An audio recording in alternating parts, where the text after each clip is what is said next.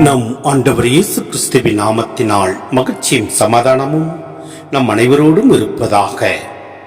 மத்தேயு 8:5-11 முடிய. இயேசு கப்பர்நாவுக்கு சென்றபோது நூற்றுவர் தலைவர் ஒருவர் அவரிடம் உதவி வேண்டி வந்தார். ஐயா, என் பையன் முடக்குவாதத்தால் மிகுந்த வேதனையுடன் படுத்து கிடக்கின்றான் என்றார்.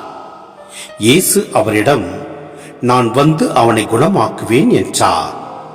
நூற்றுவர் தலைவர் மறுமொழியாக, ஐயா, நீர் என் வீட்டிற்குள் அடியெடுத்து வைக்க நான் தகுதியற்றவன்.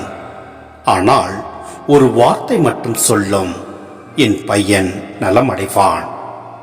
நான் அதிகாரத்துக்கு உட்பட்டவன். என் அதிகாரத்துக்கு உட்பட்ட படைவீரரும் உள்ளனர்.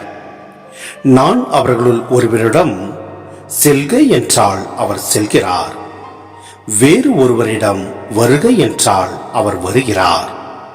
என் பணியாளரை பார்த்து இதை செய்க என்றால் அவர் செய்கிறார் என்றார். இதை கேட்டு இயேசு வியந்து தம்மை பின்தொடர்ந்து வந்தவர்களை நோக்கி, உறுதியாக உங்களுக்கு சொல்கிறேன், இஸ்ரவேலர் யாரிடமும் இத்தகைய நம்பிக்கையை நான் கண்டதில்லை. கிழக்கிலும் மேற்கிலும் இருந்து பலர் வந்து ஆபிரகாம், ஈசாக்கு, யாக்கோப்பு ஆகியோருடன் விண்ணரசின் பந்தியில் அமர்வர். சிந்தனை.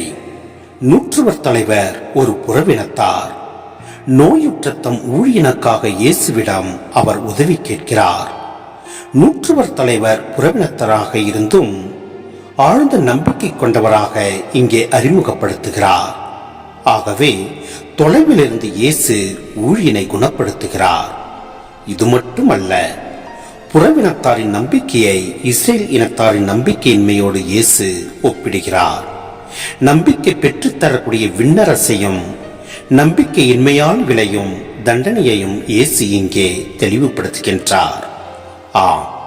நாம் கிறிஸ்துவில் நாம் வாழ்கின்ற போது நம்பிக்கை என்பது மிக மிக முக்கியம். எனவே நாம் ஒவ்வொருவரும் மிகுந்த நம்பிக்கையினாலே நாம் வாழ்வு பெற முடியும். எனவே நம் ஆண்டவரில் முழு நம்பிக்கை வைத்து செயல்படுவோம். எல்லாம் வல்ல இறைவன் நம்மை நிறைவாய் ஆசீர்வதிப்பார். ஆமேன்.